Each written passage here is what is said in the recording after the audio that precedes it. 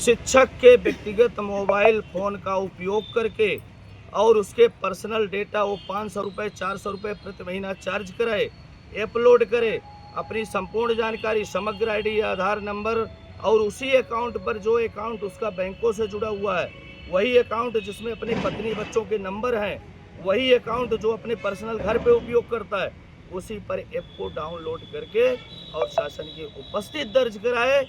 Manual register पर भी उपस्थिति दर्ज हो रही है। चेहरा दिखाए, आंख बंद करे। आप स्कूलें नदियाँ नालों में व्यवस्थित हैं, वहाँ पर चल रही हैं, पहाड़ों पे लगी हैं, मास्टर 20 किलोमीटर जा रहा है, रास्ते नहीं हैं, एंड्रॉयड फ़ोन चलाने, बहुत से सारे शिक्षक एंड्रॉयड फ़ोन नहीं चला पा रहे हैं। तो आप यदि पारदर्शिता लाना चाह रहे हैं तो आप बायोमेट्रिक मशीन लगा दे तो क्या हर्ज है। थंब लगेगा, फेस स्कैनिंग होगी, आप उसकी रखवाली आप करेंगे, जिम्मेदारी आपकी होगी। हम मोबाइल घर में भूल आए तो हम कैसे हाजिरी लगाएं। लेकिन इस विसंगति के कारण नवंबर महीने से वेतन बंद है। मैं भी उस वेतन बंद होने का भुक्तभोगी हूँ। मेरा नवंबर से वेतन बंद किया गया है। मैं हाई कोर्ट माननीय न्यायालय में भी इस लड़ाई को लड़ रहा हूँ, क्योंकि सुरक्षा, जो शिक्षकों का व्यक्तिगत सुरक्षा होता है किसी भी व्यक्ति का ऐप डाउनलोड करने पर, डेटा प्रोटेक्शन एक्ट की जो बात आ रही है, उसी को लेकर के मैं माननीय न्यायालय पर भी लड़ रहा हूँ। हमारे याचिकाकर्ता साथी भी बैठे हैं। मैं उस अन्याय के खिलाफ लड़ रहा हूँ जो ये अटेंडेंस के नाम पर आप शिक्षकों का शोषण कर रहे हैं। आप जबरदस्ती उसको 400 रुपये महीने का डेटा चार्ज कराने के लोड थोप रहे हैं। आप उसको 20,000 25,000 का मोबाइल खरीदने का लोड थोप रहे हैं। मोबाइल घर भूल जाए तो आप परेशान करने का, क्योंकि लौट के घर जाए तो मोबाइल लेके आए। स्कूल में सर्वर नहीं है, नेटवर्क नहीं है, हाजिरी नहीं लगाता तो ऐप एब्सेंट बताता है। इसका विरोधी हूँ।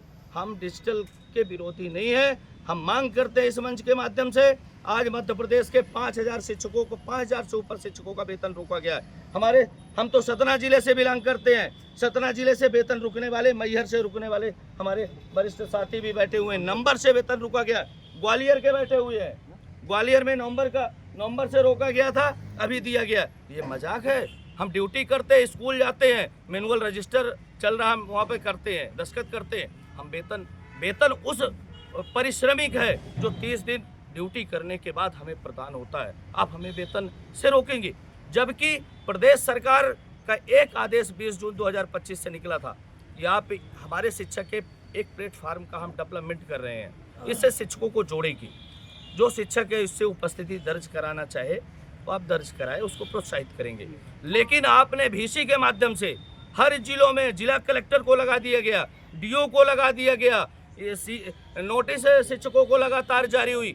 आज जुलाई से लेकर के आज दिनांक तक शिक्षक सिर्फ अटेंडेंस लगाने में परेशान है। पूरा दिन अटेंडेंस लगाता है, ना वो जाता है, घूमता है, ऐप उसका बताता है कि 300 मीटर दूर है, 400 मीटर दूर स्कूल में होने के बाद। मैं उस सिस्टम का विरोधी हूँ।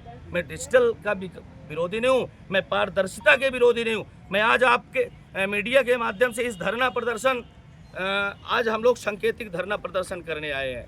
उसका उद्देश्य था आप ऐप पे जो वेतन काटे पे हाजिरी न लगाने की। जिन्होंने टीचरों ने नहीं लगा पाया, जिन टीचरों को डर है अपने डेटा बचाने का, वो आपसे प्रश्न पूछते हैं कि क्या आपने डिजिटल से वेतन को जोड़ा है। तो हमारा वेतन बहाल कराया जाए। नवंबर से शिक्षक भूखों मर रहे हैं, उनका परिवार भूखों मर रहा है। दिसंबर में भी वेतन काटा गया है। ग्वालियर में वेतन रोका गया, 2 दिन ऐप से हाजिरी लगी तो वेतन काटा गया। तो पूरे मध्य प्रदेश में जहाँ जहाँ भी वेतन रोके गए ऐप के माध्यम से हाजिरी न लगने पर, वो वेतन बहाल किए जाए। शिक्षकों की जो नोटिस जारी हुई है उनको वापस ली जाए और पारदर्शिता लाने के लिए बायोमेट्रिक मशीन लगा दी जाए। शिक्षक पूर्णतः आकर के अपना चेहरा दिखा करके जो आप चाहते हो वही करेगा। साफ तौर पर देख सकते हैं कि शिक्षकों का यही कहना है कि अटेंडेंस के माध्यम से जो है उनकी जो है कई महीनों का वेतन कटा हुआ है, और जो डाटा लीक की बात कर रहे हैं कि उनका डाटा जो है सेव नहीं है एक तरीके से।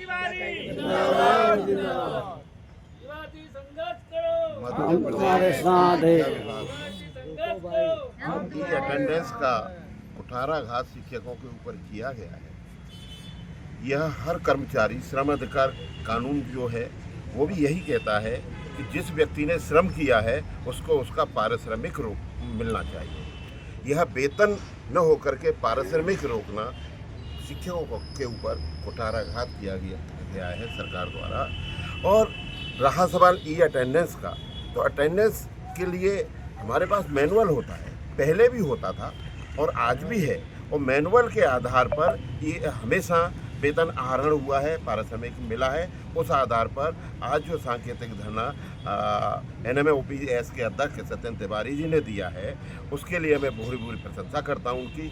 और शिक्षकों को इस तरह प्रताड़ित करना सरकार द्वारा यह उचित नहीं है, इसकी हम भर्त्सना करते हैं। क्या देखते हैं सर कि जो है सरकार अभी इसके विषय को लेकर कोई संज्ञान लिया है? सरकार ने जो है तमाम, अभी कुछ दिन पहले भी एक शिक्षकों का प्रदर्शन हुआ था, उसमें भी अटेंडेंस की जो मुद्दा था वो भी दिखाई दिया था, लेकिन सरकार उसका कोई संज्ञान नहीं ले रही है। दरअसल में शासन ने तय नहीं किया, नीति ही नहीं बनाई, और बिना नीति के 2 पेज का पत्र जारी करके और कह दिया है कि इसे लागू करिए। जब टीचर्स एग्री नहीं किए, क्योंकि इनके निजी मोबाइल फ़ोन और डाटा था, तो इनके ऊपर दबाव बनाया गया कलेक्टर्स के माध्यम से।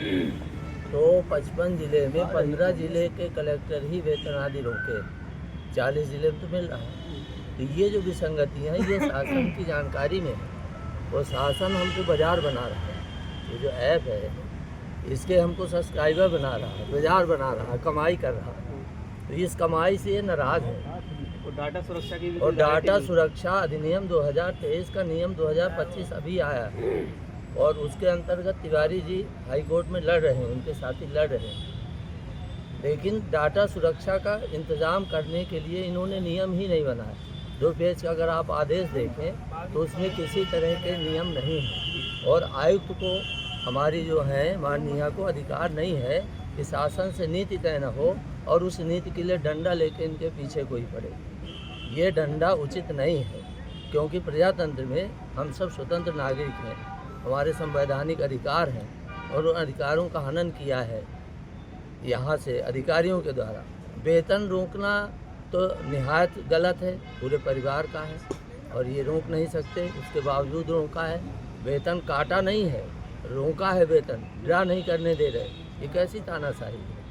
और ये जो साथी हमारे याचिका करता है, इनको, इनकी एक याचिका वापस हुई न्यायालय के माननीय न्यायाधीश महोदय के आदेशानुसार, और उससे जो है ये शपथ पत्र के नाम पर इनको नोटिस दे रहे हैं। ये सारी चीज़ें गलत हैं, और इसका ये टीचर विरोध करते हैं। ये इतनी संख्या में भले ही यहाँ आए हैं, लेकिन कई बार वो यहाँ भोपाल आके और अपना विरोध दर्ज करा चुके हैं। और शासन को उचित नीति बनानी चाहिए, उचित निर्णय लेना चाहिए, और हमको बाज़ार बनाने से वो रोके। हमारे डाटा को और हमारे मोबाइल को हमारे पास रहने दें। उनको जो भी नीति बनानी वो व्यवस्था, पूरे संसाधन उपलब्ध कराएं। हम लोग लगाने को तैयार हैं।